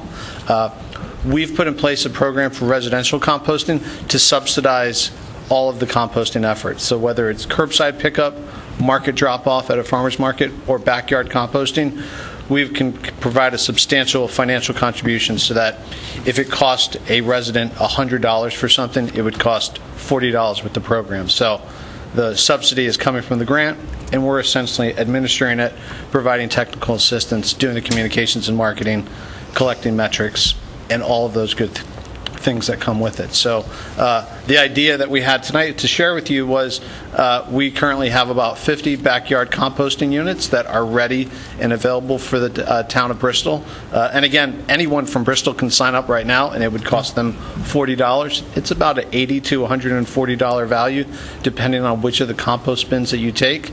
But if you wanted to perhaps subsidize that further to incentivize more people from Bristol to get involved, that would be something that we would be open to. We would appreciate it. It would be great to get the community going. In the grand scheme of things, on Aquidneck Island, we're working on residential and restaurant composting, so the full gamut from an individual household to the biggest institution on the island. Backyard composting is a easy first step of an entry point to a town-wide composting initiative. So it's self-contained. It doesn't require trucks. It doesn't require pickups. It doesn't impact, any other factors except the individual itself. So it's a really good place to start. And I'm going to stop there and answer any questions that you have. And thanks again for the time. Could you talk about the workshops that you guys hold and education outreach that could help residents who are maybe a little confused or don't know exactly what options are out there for them? Sure. So what we've done on Aquidneck Island is a few evenings we've conducted what we call composting workshops, where we provide education and tutoring and mentoring to anyone in the community that wants to get involved. The majority of the people that show up actually end up doing backyard composting. So they have to have a little discipline. They have to mix a couple things once in a while. Some people have realized it's not for them, and they opt to do curbside collection or market drop-off. So it's been a really good educational activity to kind of vet the people. We don't want to just give compost bins away for free. So it's the education, it's kind of a training, it cross-checks to make sure people are good to go. And that's a service that we'd be able to provide as well through the grant funding that we have to come up and conduct a workshop here at the town of Bristol. And then a few days later, we would do a giveaway activity where people would provide that small incremental fee. We would expect some people wouldn't show up because they'd say that's not for me, but the majority of them would. So, and we would stay with it the whole time. So. And hopefully a small percentage would actually help to collect metrics. So on Aquidneck Island, about 20% of the residents that are composting are actually weighing their trash, their recycling, and their compost. And the numbers are pretty much standard, about 20 to 30% of the material was food waste, and now it's being diverted from the trash. So that'd be a considerable savings. Yeah. I just had a quick question. When you said the curbside, would your organization go around and pick it up?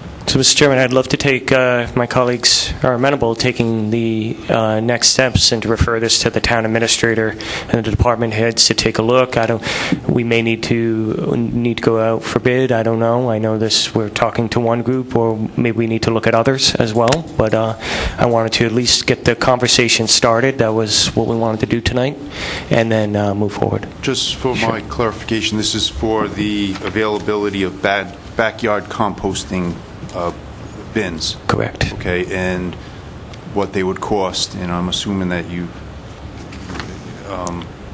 we would make them available to the public at their cost?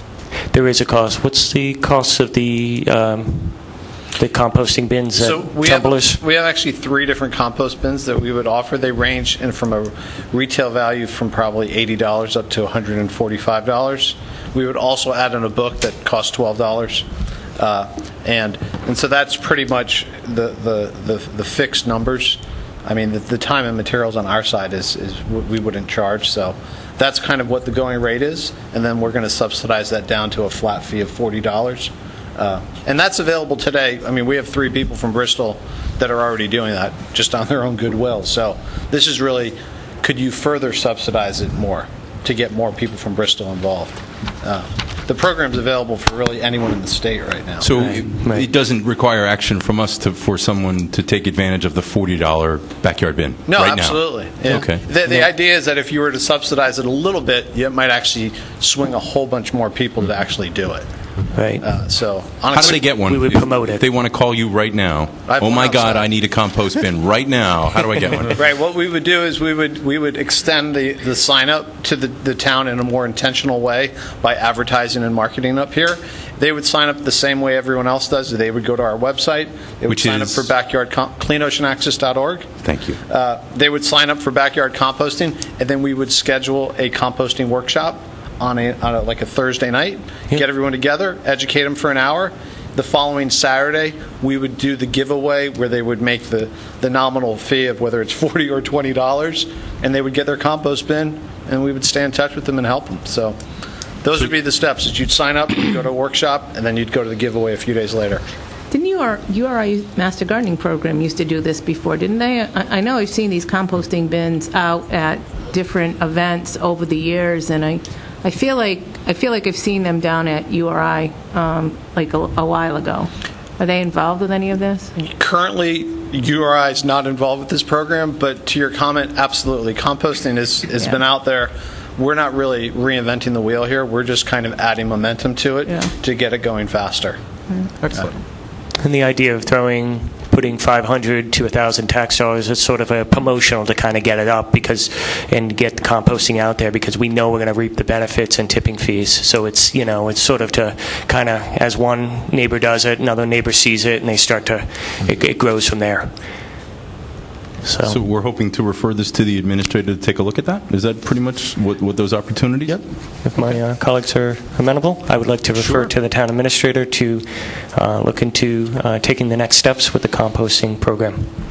Is there a second? Second. Is there a discussion? All in favor? Aye. Any opposed? Thank you. Thank you, Dave. The next item, Mr. Chairman and members of the Town Council, item J1. This is bid 902, and it was continued from your May 15th meeting. You have 4 bids submitted. The first is it's for the Prudence Island Ferry Dock Phase 2 pier repairs. The first bid is from Reagan Construction Corporation of Middletown in the amount of $1,493,235. The second is from Specialty Diving Services of North Kingstown, Rhode Island, in the amount of $1,679,580. The third is from New England Building and Bridge Company of Providence in the amount of $1,412,850. And the final is from BizCo Building Systems Incorporated of Fall River, Massachusetts, in the amount of $1,454,567.50. Have we worked with any one of these companies recently or in the past? New England Building and Bridge did the new boardwalk, I believe. Thank you. I make a motion to refer this to the administrator to act in the best interest of the town. Second. There's a motion and a second. I think a point of clarity here is worth it, is that this is a lot of money, but most of it is being paid by the grant which we were awarded through the hard work of Senator Reid and a lot of people here in town. How much was, did we recall what that dollar figure was? 1.2, I think. It was a federal DOT grant, 1.1 million. So 1.1 million of, let's say, about $1.5 million is actually covered by that, and that's really important to share because it's outstanding that we were successful with that. It's just another point of progress. So we have a motion and a second. All in favor? Aye. Any opposed? Thank you. The next item is J2, and that is bid number 909, and this is for the Tilbury Drive drainage improvements. You received one bid from JML Excavation Incorporated of Bristol in the amount of $39,089.65. Mr. Chairman, I just have a question. Lou? Yes. When we get these with one bid, is it proper to go out again for bid, or I'm number? No, I believe what the solicitor has advised in the past is that you refer to the town administrator, and the town administrator has the opportunity to negotiate with the single bidding entity. Okay. Motion to refer to the town administrator to act in the best interest of the town. Second. There's a motion and a second. Is there any discussion? All in favor? Aye. Any opposed? Thank you. And finally, you have item J3, and this is bid 910 for property marketing and lease management. You received no bids. Now, in that case, you can call companies, am I correct? Open market. So you can refer to the town administrator to act in the best interest of the town, which would allow him to go to the open market and get the best deal for the town. Motion to refer to the town administrator to act in the best interest of the town. Second. There's a motion and a second. Is there any discussion? All in favor? Aye. Any opposed? Thank you. And finally, we have the individual council member agenda items. And we have the two, the HHs. Oh, I'm sorry, the two, Yep. the H's. Yep. And Okay, a the reminder, first- HH10, right? HH10, and this 12. it has to do with the American Tower Corporation license agreement dated April 10, 1997, et cetera, notice for equipment modification. I don't have any major comments on it, but just a question. American Tower continues to be the same company that we've had in the past. Am I correct? There's no change in that. They may have, it's the same, it's still American Tower. Yeah, we renewed the lease with some new terms. I think it was 2018. Yeah. Okay. And T-Mobile is a current tenant on there. They're just doing work, some modifications. But how it works is we get an additional sign-on bonus, and then we get a certain rental for every attachment that is on the tower. Good.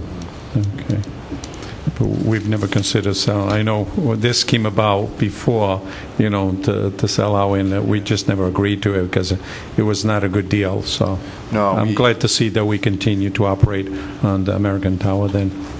Yeah, we did a comparison on the sale versus what we currently do, and it's much better to lease it. Right. Super. Okay. So just make a motion to file. Receive and file? Receive and file. Second. There's a motion and a second to receive and file. All in favor? Aye. Everybody else? Aye. Okay. Anybody opposed? I was just thinking. I heard all the ayes. Did you? All right. Did. We heard Good for you. Yeah. Keep The next item is item HH12, also requested to be taken from the consent agenda by Councilman Texera, and it has to do with the affirmation of the town's AA+ bond rating. Exactly. That's really the point. I just wanted to stress some of the positive points that were made here. I know we up for bonding, to do some bonding, but it was interesting to see from an agency, some of the points that they stressed, the very strong economy, strong management, strong budgetary performance, very strong budgetary flexibility, very strong liquidity, very strong debt and contingent liability profile, and I believe there's one more. No, that's it. But those are the bases, that makes it a lot easier for us to be in a situation that you're in, and it's important to highlight that. I don't know, did you want to It's on the mention? website? Can it get on the website, just if people want to look at it? Sure, we can post it on the website. Yep. I think that's an excellent idea. Yeah. Some positive stuff out there. Definitely. I thought it important with everything that's going on, the stress, where we are, the position we are in, and how well we do in order to do some bonding. Yeah, the comments have continued to get better too, which is nice to see. And apparently the committee was talking about AAA, but everybody is a little bit nervous about the economy and whether or not we're going to have a slowdown. And so because of that, they didn't bring us up to a AAA, but that would have been fine. So this will be for, looks like this is good for a couple of years, and we'll see where we go from there.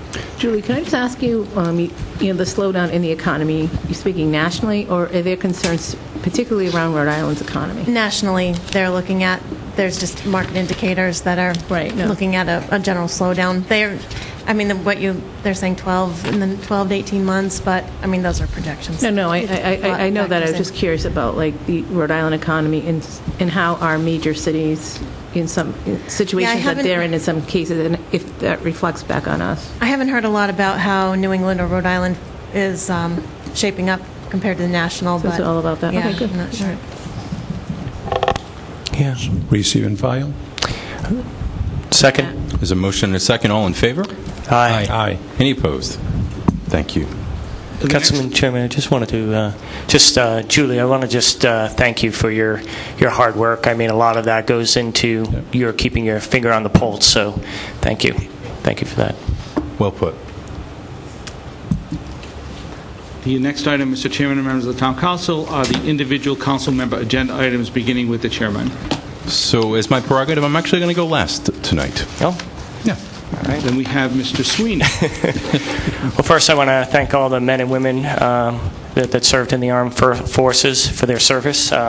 We will never forget you and what you've done for this great country, so thank you. June is clearly turning out to be an exciting month in Bristol. Boy, the fireworks have started here. On June 14th, we kick off with the 4th of July celebrations. We have Father's Day coming up, and it's Gay Pride Month.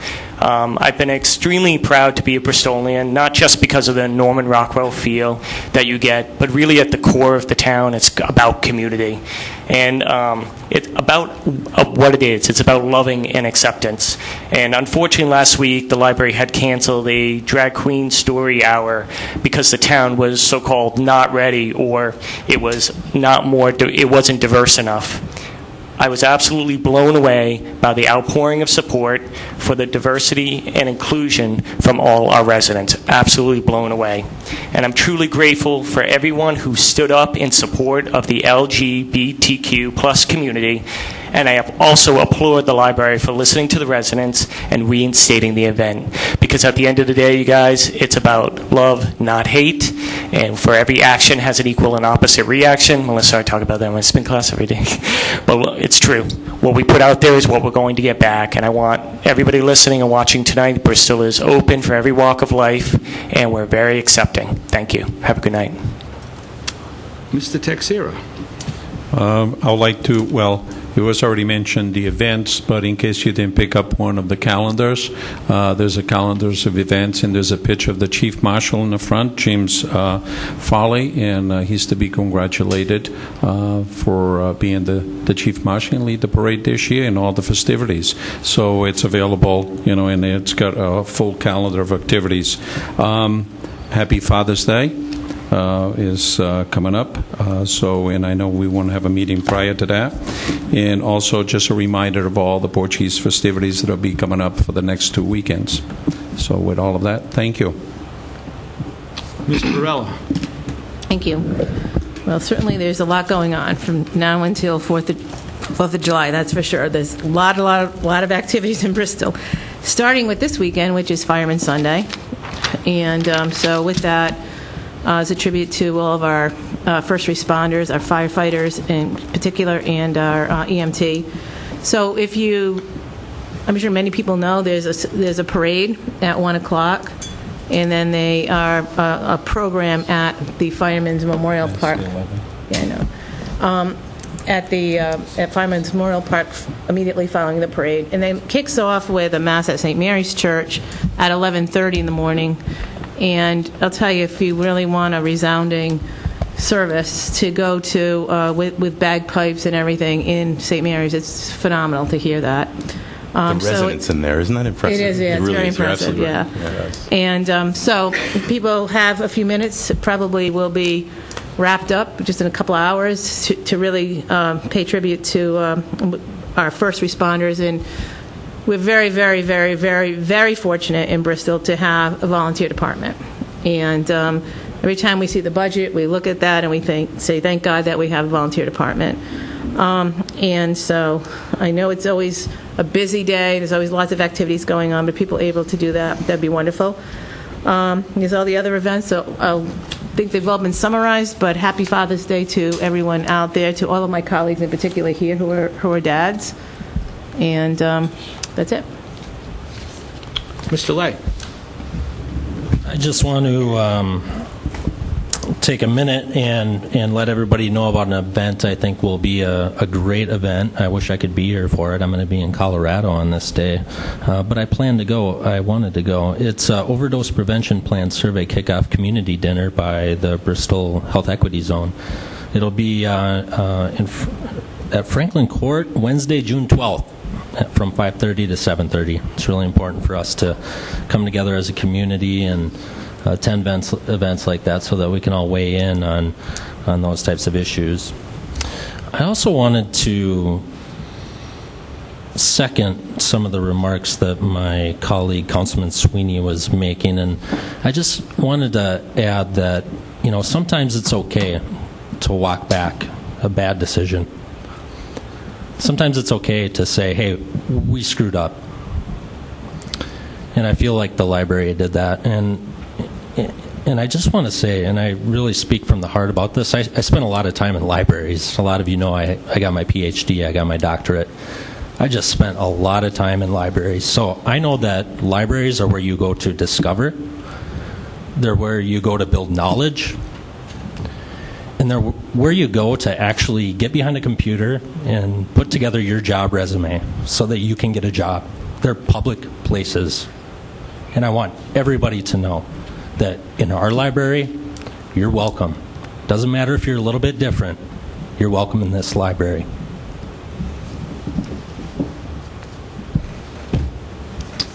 Mr. Administrator? Great. All right, let's talk about some infrastructure. The sewer department is currently working on dig and replace of sewer main, 8-inch mains in the Leahy Drive, Soames Drive, Rosedale area. There are 6 streets. Sweeney Lane, the north end is complete. Soames Drive is complete. So our contractor will be up there for a good part of the summer, but it is funded through the people of Bristol through the sewer use fee, and hopefully it'll solve some of the inflow and infiltration of groundwater into the sewer system up in that area. So we're continuing on our improvements, our infrastructure improvements, and we're proud of the work we're doing there. I'd also like to commend Roger Williams University for chipping in and partnering with our Lincoln Club. I know I've said this before, but their first game is this Saturday, 7 p.m. at Roger Williams at the Bayside Stadium. And there is a very small nominal fee to go in to the football. I call it football. Portuguese football is soccer. But it's a semi-professional team. First time we've ever had that here in Bristol. And it's with the Lincoln Club. And so if anyone's available, I think it's going to be a good time. And congratulations to them in having a home field here in Bristol at Roger Williams University. So that's great news. The last thing I'd just like to say, happy Father's Day to all of the fathers out there, including my own. I'm blessed to have 2 sons and a daughter, and I don't know how he did it with 4 boys, but I give him credit for sticking with it and and some of you here, Tony, 5 children. You had hair at one time. But Thanks. I just want to say thank you to all the dads out there, and there are things only society can learn from my mom and a dad, and there's nothing else like raising children, and we're blessed. So thank you, and happy Father's Day. Mr. Chairman. Mr. Chairman, may I? Just one minute, course. please. I just got a text here from someone reminding me of a great event. My wife and I will be celebrating our 45th anniversary this Sunday. Wow. So who sent you that text? I'm sorry. I'm going to guess. Congratulations. Oh, okay. All right. Hi, Jackie. Congratulations. Congratulations. So, Thank you. first, happy Father's Day to all, and happy Father's Day to my dad. I love you, and I'm very proud of you and to have you as a dad. I don't think I tell him that enough. So, a couple of things. First, it's been mentioned by both councilmen to my left in regards to what happened with the library. I agree about the inclusion. I agree about the kindness. But where I'm going to veer off track a little bit is that I disagree with the nastiness that has been shared with me out there. I am absolutely fine personally with choice. I think choice is extremely important. I think inclusion and love is so important. But the nastiness on both sides, whether you are in support of it or you weren't, is just shameful. I don't go on, if you probably know this, I don't spend any time on social media. You never see me on there. You don't see me commenting on anything. People shared some stuff with me, some horrible, terrible things. And these are people that I know for myself that you see at Stop and Shop, that maybe teach your kids CCD, that maybe have helped you pick up something as you were walking into your house and you dropped it in your driveway. These are kind, good people. Something horrible happened with all of this. And I mean both sides. There is no even party here. Both sides. Nastiness. Everybody's entitled to their own opinion. Opinions are yours. You should never feel ashamed on either side. Right? So this is not about one side or the other. This is about, we're Bristol. I'm sorry, we're better than this. This crap has got to stop.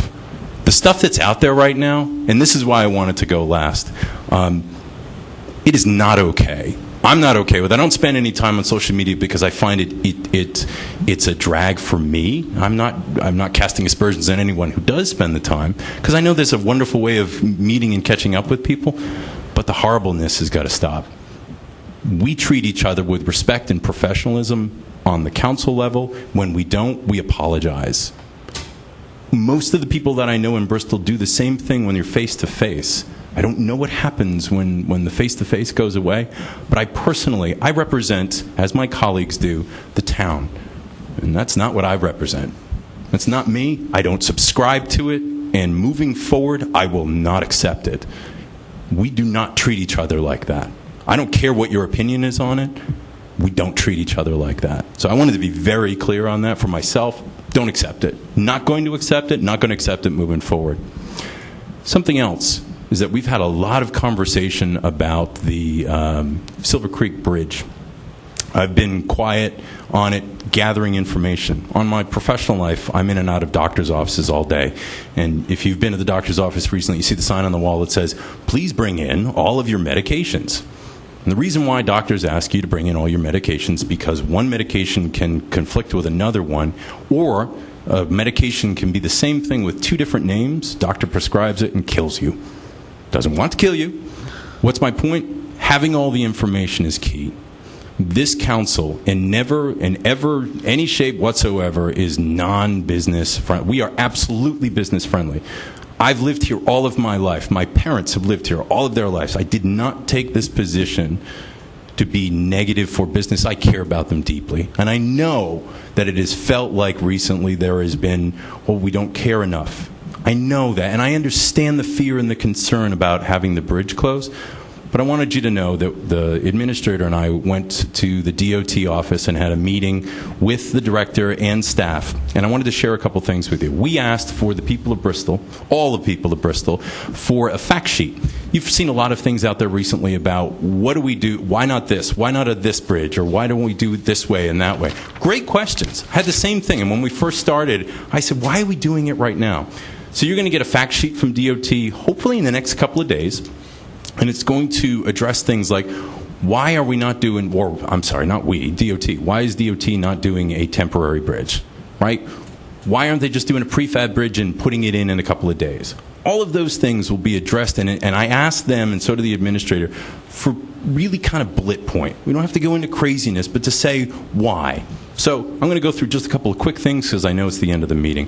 One of them is the timeline was based off National Grid. National Grid said, please don't touch our gas main when people need gas, when they need to be warm in their home, right? So that pushed the timeline in. And then the next step was why at that, obviously after the 4th of July for the parade, right? Why not in September when it affects businesses less? Because it affects the schools. And there was a comment that was made that I don't think was unkind, but I understand where it was coming from, is why don't the kids just stay on the bus an extra 10 minutes? That wasn't the point. I understand what they were trying to say, but that wasn't the point. The point is that if you have a gas leak and the child is there and no one can get to the child, in a world that we live in when shootings happen in schools, we have to think of those things. DOT has to think of those things. We're very concerned about it. We care deeply about what happens to our businesses, but we're going to prioritize safety. I've been very quiet about this because I needed all of my information first.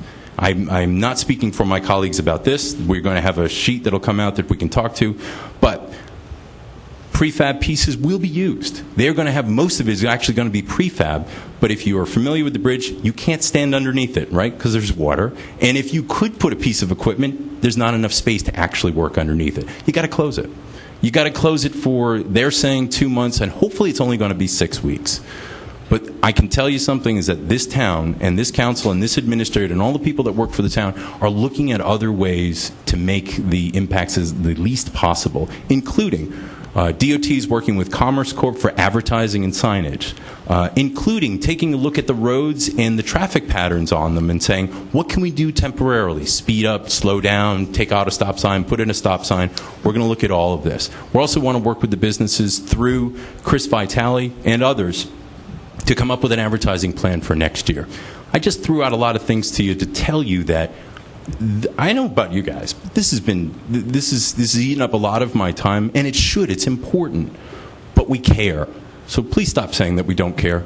We care. We put a lot of effort and energy in this. I'm accessible. My colleagues are accessible. We'll talk to you about this, but I ask that we talk about this. And moving forward, when we talk together, we're going to talk. I'm not going to allow rudeness. How's that? We can talk, you can share your frustration, you can share how strongly you feel about something, but we will treat each other with respect. Thank you. I need a motion to adjourn, please. Mr. Chairman, before I can't help but to comment on something you just said. I concur 110% with you. Yesterday, I went to Seabra, and a gentleman said to me, and I thought he was much better informed, but he said to me, so it's going to take 1 year to do that bridge. Well, folks, please don't disperse. Don't make comments that are not real unless you have the facts. Because things like that's what makes life a lot very difficult for all of us. And unless you have the facts, let's not just disperse information. Thank you. So we have a motion to adjourn in a second. There's a motion and a second. All in favor? Aye. Any opposed? Thanks, everyone. Good night.